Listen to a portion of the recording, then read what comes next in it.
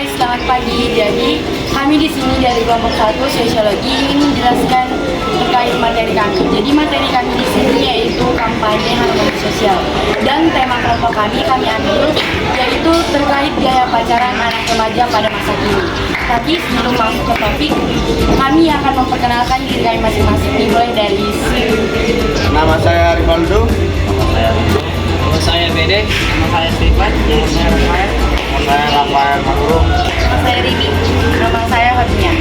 Jadi setelah kami memperkenalkan diri, nantinya kami akan datang ke suatu tempat ingin mewawancarai beberapa narasumber yang akan kami wawancarai terkait gimana pandangan mereka terhadap gaya pacaran anak remaja masa kini. Oke, jadi saya di sini sedang bersama Rivaldo dan saya ingin meminta pendapat Rivaldo terkait gimana pandanganmu terhadap gaya pacaran anak remaja pada masa kini. Menurut saya gaya pacaran anak zaman sekarang ini mereka tidak memikirkan dampak ke depannya. Dan gimana banyak anak-anak di bawah umur, contohnya anak sekolah, melakukan pacaran tingkat kebebasan yang sangat berlebihan, yang dimana mereka melakukan hubungan yang tidak diinginkan, lalu mereka tidak memikirkan apa dampak dari semua itu. Lalu ketika di depan umum pun mereka selalu menunjukkan rasa kemesraan yang dimana itu sangat berlebihan. Jadi kalau kita bilang gaya pacaran anak zaman sekarang itu mereka tidak tahu aturan dan mereka tidak memikirkan dampak apa dari kedepannya. Itu saja yang bisa saya sampaikan. Terima kasih. Oke, terima kasih. Oke, selanjutnya menurut pandangan Ribi, gimana pandanganmu terkait gaya pacaran anak remaja pada masa kini? Saya itu ada dua hal positifnya. Pertama, itu dapat meningkatkan rasa percaya diri karena di dalam hubungan itu kita merasa dihargai. Dan yang kedua itu ada hal negatif. Hal negatifnya itu karena pacaran yang terlalu berlebihan itu dapat menyebabkan seperti hamil di luar nikah saja. Oke, terima kasih Ribi. Oke, di sini sudah ada Wijaya. Jadi Wijaya, gimana pandanganmu terkait gaya pacaran anak remaja pada masa kini? Menurut saya kayak pacaran zaman sekarang sudah seperti orang dewasa, sudah menikah gitu. Suka dengan sama lain, terus mengarangnya hal-hal yang nggak wajar gitu. Seperti tidak boleh main sama kawan segala macam, waktu dibatasi, padahal masih remaja, masih ingin bermain-main, begitu. Oke, terima kasih Wijaya. Oke, sekarang di sini juga sudah ada Ringo dan saya akan bertanya kepada Ringo. Gimana pandanganmu Ringo terhadap gaya pacaran anak remaja pada masa kini? Menurut saya, pandangan saya terhadap pacaran masa ini yaitu ya terlalu bebas, yang dimana mereka tidak tahu dan batasan, dan mereka juga menganggap pacaran itu sebagai kebahagiaan, bukan sebagai untuk mereka untuk lebih dewasa, lebih mandiri, dan fokus untuk belajar. Ya, itulah yang dapat saya sampaikan. Terima kasih. Jadi, menurutmu itu baik nggak buat anak sekolah? Tergantung mereka, gimana batasan dan mengontrolnya. Ibaratnya, kalau kita pacaran itu, ya kita ambil sisi positifnya, jangan terlalu fokus ke negatifnya saja. Terima kasih. Terima kasih Ringo. Oke, menurut Rafael Christian Manurung, gimana pandanganmu terkait gaya pacaran anak remaja masa kini? Menurut saya gaya pacaran anak zaman sekarang ini terlalu berlebihan, kebanyakan drama, terus udah itu aja deh. Terima kasih. Oke, Steven Relino Aritona. Jadi menurutmu Tipen, gimana lah pandanganmu terkait gaya pacaran anak remaja pada masa kini? Coba kamu jelaskan. Menurut pandangan saya itu anak pacaran zaman sekarang itu terlalu bebas dan alay. Kan kalau pacaran itu kan orang itu kayak udah menganggap sebagai kayak papi mami lah, kayak udah menganggap sebagai suami istri.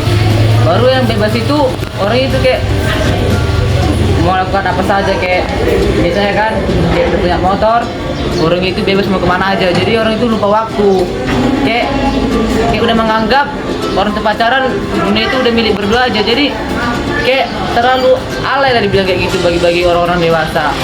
Jadi kan itu kan bebas itu kan bisa mengakibatkan nanti kan kayak hamil di luar nikah, kayak cowoknya itu kayak sebagai pelindung lah, kayak misalnya kan terlalu alay lah, misalnya kalau cek dekat sama orang kan dia langsung emosi. Jadi kayak alay kali pacaran zaman sekarang itu.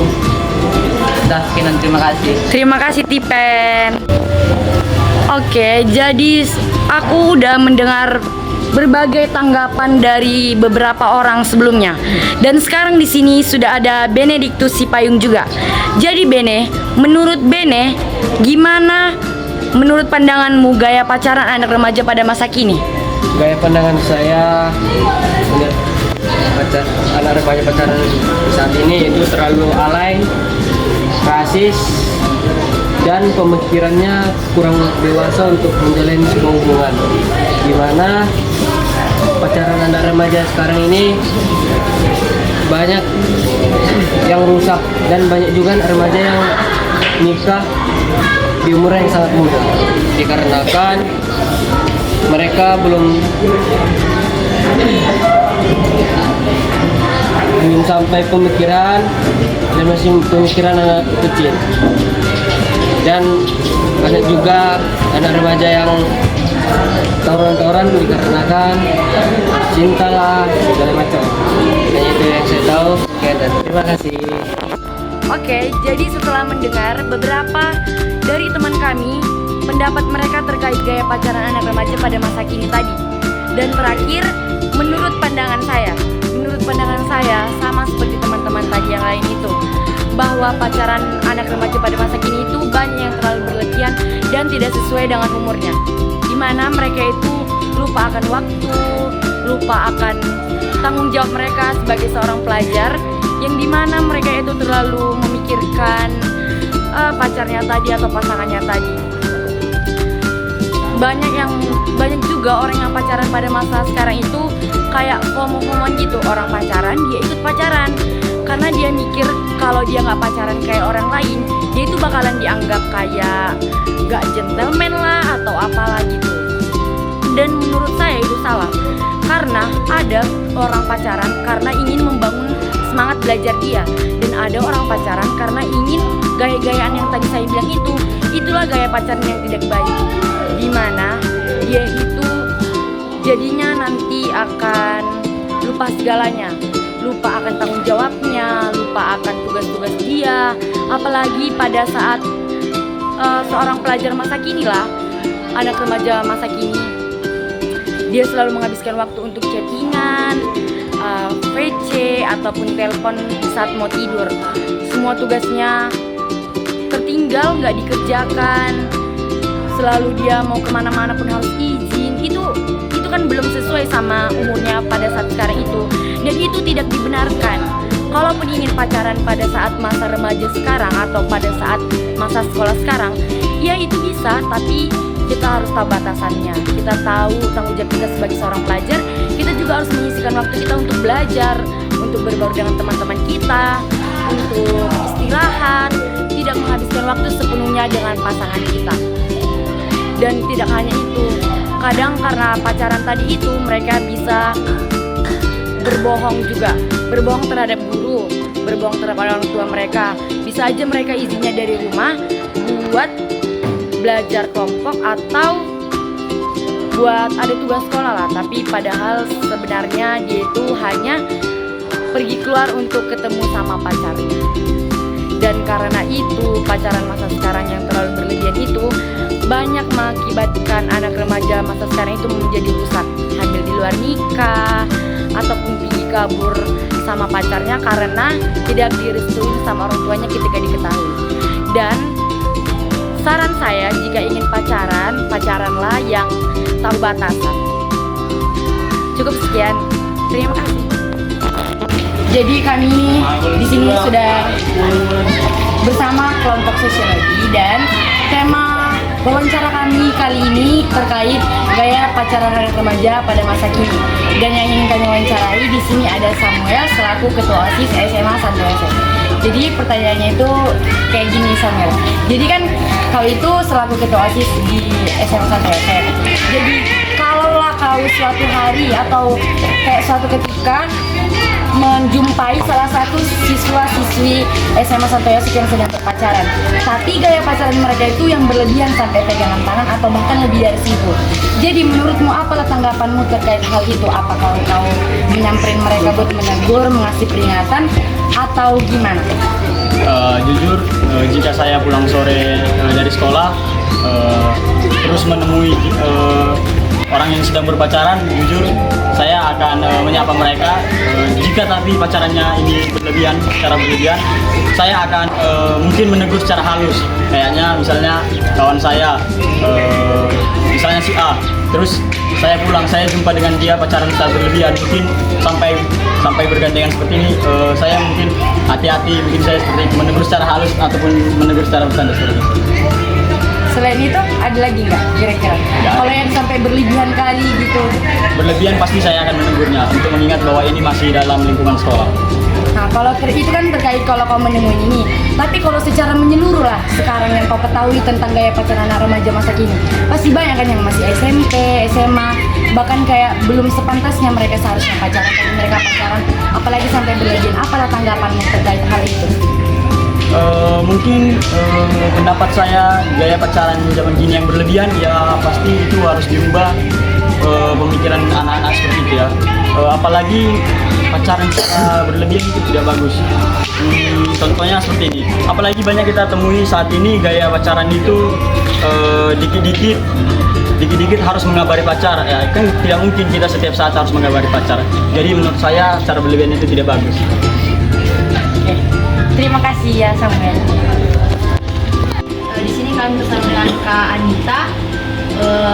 Seperti yang kakak lihat selama ini, atau mungkin kakak juga merasakan yang namanya hubungan dalam pacaran. Kakak lebih milih atau lebih baik mana? Pacaran secara LDR atau secara langsung? Baik, selamat sore. Di sini saya akan memilih tentang cara berpacaran LDR dengan secara langsung. Kalau saya pribadi, saya memilih pacaran secara langsung. Karena apa? Namanya kita itu berpacaran di mana kita mempunyai hubungan antara kedua belah pihak, bukan hanya sepihak. Kalau kita mempunyai hubungan kedua belah pihak, artinya kita harus, yang pertama itu kita harus saling mempercayai satu sama lain. Nah, habis itu kenapa saya bilang juga secara langsung?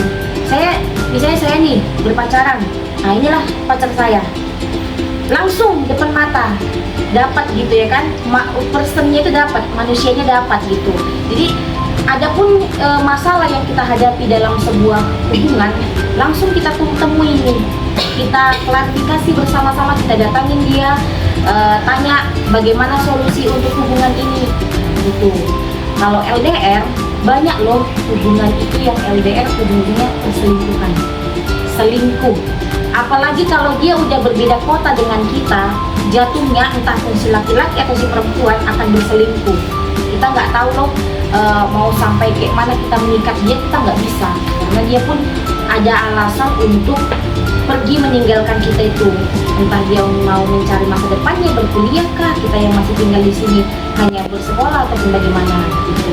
Itulah yang ditakutkan jika hubungan LDR. Juga kenapa saya bilang hubungan LDR, kita berpacaran yang kita butuhkan apa? Kasih sayang, perhatian, itu yang kita butuhkan.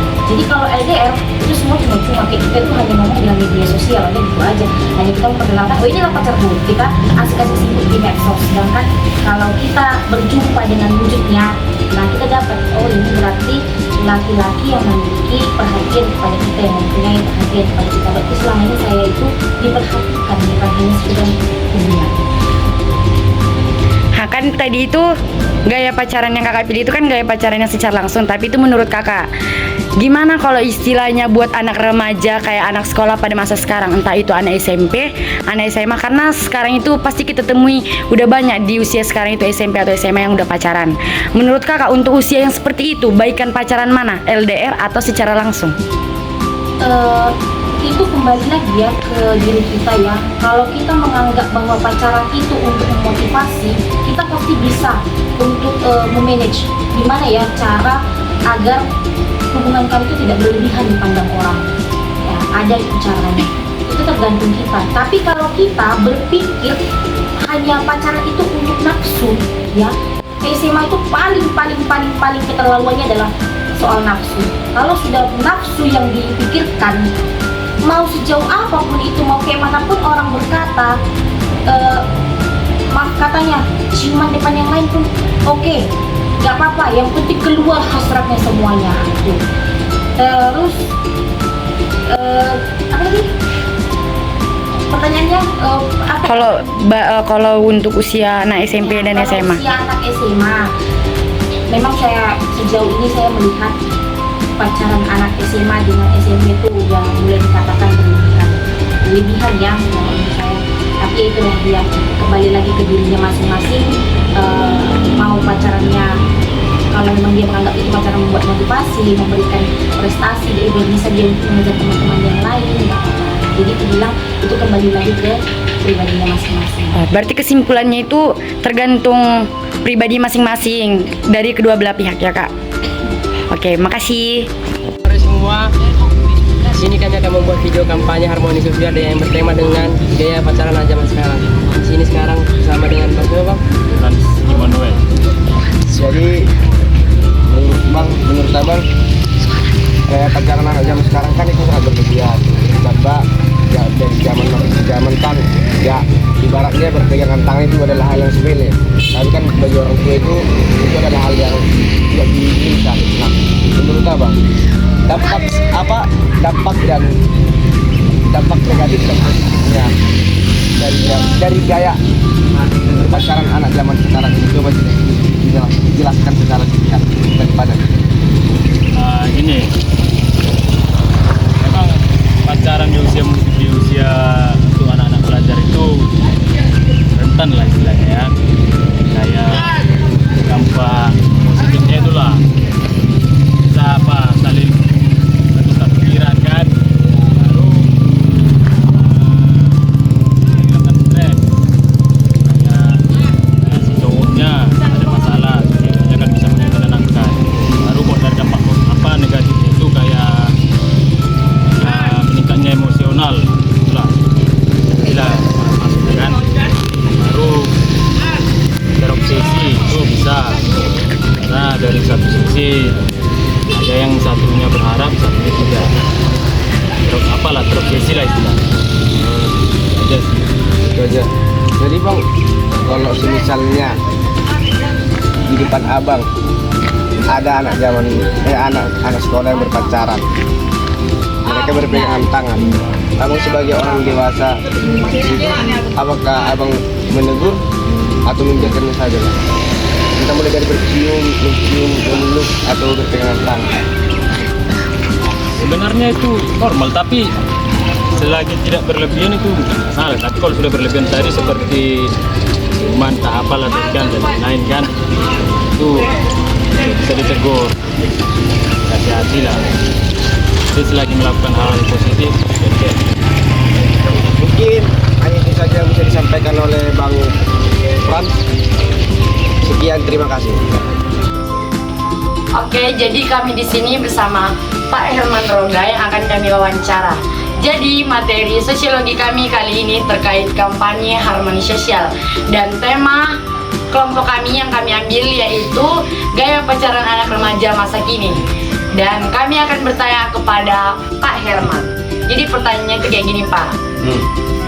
Sekarang itu udah terlalu sering kita jumpai anak remaja ataupun anak sekolah yang pacaran, baik itu SMP maupun SMA. Jadi Bapak selaku guru, apalah tanggapan Bapak ketika melihat siswa-siswi baik itu dari SMA ataupun SMP, melihat mereka lagi sedang berpacaran nih, tapi mereka itu berpacarannya yang berlebihan, gaya pacaran mereka. Jadi apalah tanggapan Bapak terkait hal itu? Baik, yang pertama itu adalah sebagai seorang siswa atau seorang siswi baik di tingkat SMP maupun SMA harus pahami dulu apa itu arti dari pacar. Karena pacar itu punya kepanjangan tersendiri, yaitu pasangan bicara. Dalam konteks pacar ini, pasangan bicara ini itu tujuan utama adalah mau mengisi kekurangan dan kelebihan seseorang. atau lawan bicara. Nah, dalam hal yang positif adalah bagus kalau di usia-usia remaja, usia-usia seperti kalau di SMP itu sangat wajar untuk pacaran. Kenapa? Supaya dia saling mengenal satu sama lainnya. Nah, tetapi dalam konteks ini adalah pacaran yang berlebihan, ya kan? Pacaran. Apa tanggapan saya terhadap anak yang atau remaja yang melakukan pacaran yang berlebihan? Yang pertama itu satu, konteks pacaran yang berlebihan itu karena kurangnya keharmonisan orang tua dalam rumah tangga. Yang kedua, bagaimana sikap orang tua di rumah terhadap kasih sayang kepada anaknya. Kenapa? Karena keharmonisan dalam rumah tangga, hubungan baik antara anak dengan orang tua itu terjadi di dalam rumah tangga. Nah, bagaimana seorang bapak, ya kan? Seorang bapak dia bagaimana menceritakan tentang perjalanan hidup dulu atau hal-hal baik positif dengan ibu, atau seorang ibu juga bagaimana menceritakan hal-hal positif yang baik. Semuanya itu berawal dari rumah tangga, berawal dari rumah. Kenapa? Pendidikan dasar itu dimulai dari rumah. Nah, ketika di rumah orang tua tidak mau mendidik anak dengan baik, apalagi di masa-masa puber ya, itu masa puber itu yang sangat berbahaya. Yang kedua, komunikasi zaman sekarang itu sudah berhadapan dengan handphone, media sosial. Kalau di rumah nanti, orang tua tidak mensteril handphone anak, pasti akan berdampak. Yang ketiga, waktu penggunaan handphone di rumah ini sangat berbahaya sekali. Ketika jam tidur, orang tua seharusnya wajib mengumpulkan handphone anaknya ketika tidur, ketika mau tidur. Nah, yang terjadi adalah orang tua membiarkan anaknya bermain handphone hingga larut malam. Bahkan orang tua sendirilah yang merasa ditipu oleh anak. Udahlah, tidurlah anak kami, ya kami tidurlah. Anak ini tidur. Ternyata ketika orang tua sudah masuk ke kamar orang tua tidur, disitulah kesempatan anak untuk melakukan chatting-chattingan dengan pacar.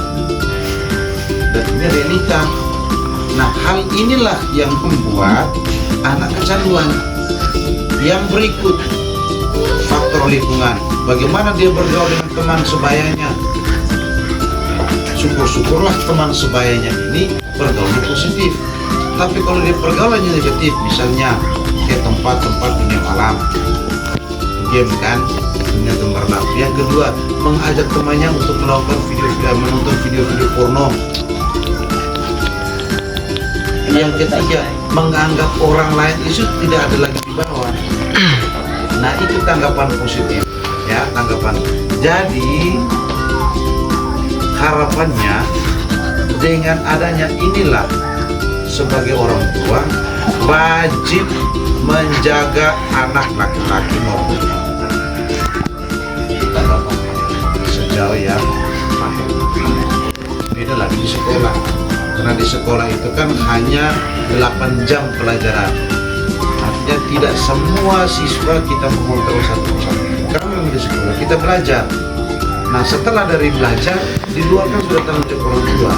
Itulah tugas orang tua sekarang.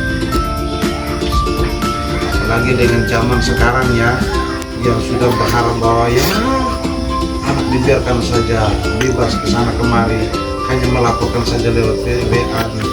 Seharusnya itu kesalahan besar kepada orang tua. Kenapa? Karena pendidikan dasar iman seorang anak itu, pendidikan dasar karakter anak itu berawal dari. Nah, itu kan tanggapan Bapak. Jadi menurut Bapak lah selaku guru kan, ini dari sekolah lah ini. Apalah hal yang bisa dilakukan, Bapak lakukan untuk mencegah hal itu supaya tidak terjadi, supaya mereka itu tidak pacaran yang berlebihan? Satu, kalau di sekolah, pacar sewajar-wajar saja. Kalau Bapak jumpa yang berlebihan? Kalau jumpai berlebihan tergantung situasi. Nah, sekolah kan punya komitmen, punya aturan tersendiri. Boleh kamu pacaran tapi sewajar-wajarnya saja. Nah, yang berlebihan ini kan ketika di tempat-tempat gelap, ketika di sekolah tidak ada orang, ketika tidak ada CCTV, ya kan? Nah, kalau yang berlebihan itu, walaupun ada guru di situ, walaupun ada murid atau teman sebaya, Dia tidak sakit, kenapa? Itu sudah terkontaminasi. Berarti harus tanda tanya besar, anak ini sudah terganggu psikologi. Kembali lagi kepada orang tua tadi, apakah pendidikan dasar dia di rumah itu bagus? Tidak, ya kan? Itu dia. Tapi kalau di sekolah sejauh ini di Santi Yosef memang tidak ada. Selengket-lengketnya pun tidak ada. Yang dalam hal kondisi perlindungan ini satu, datang, rangkul, terus peluk, cium-ciuman kan, atau hubungan seksual saat itu yang berlebihan. Tapi sekali ini hanya duduk, cerita-cerita biasa, hanya pegangan tangan, setelah itu selesai. Kalau sejauh ini di SD memang tidak ada. Itu berharap janganlah, karena di sekolah kan siswa juga menjadi tanggung jawab juga, kayak tanggung jawab guru kan. Karena guru di sekolah itu adalah orang tua guru. Kalau dia pengalaman berlebihan di satu sejauh ini tidak ada. Berharap janganlah terjadi seperti ini. Sekalipun itu terjadi, ya jelas dari jauh Bapak Ibu guru pasti sudah memantau. Ketika rapat dengan guru, terus ketika ada masukan dari wali kelas, kita sama-sama. Kenapa? Karena ketika anak satu dia berbuat hal yang tidak diinginkan pada waktu pacaran, itu akan satu menjaga, membawa nama baik sekolah, institusinya. Yang kedua, membawa nama baik anak itu sendiri. Yang ketiga, membawa nama baik orang tua. Dan yang keempat, bisa menjadi terganggu psikologi anak itu sendiri.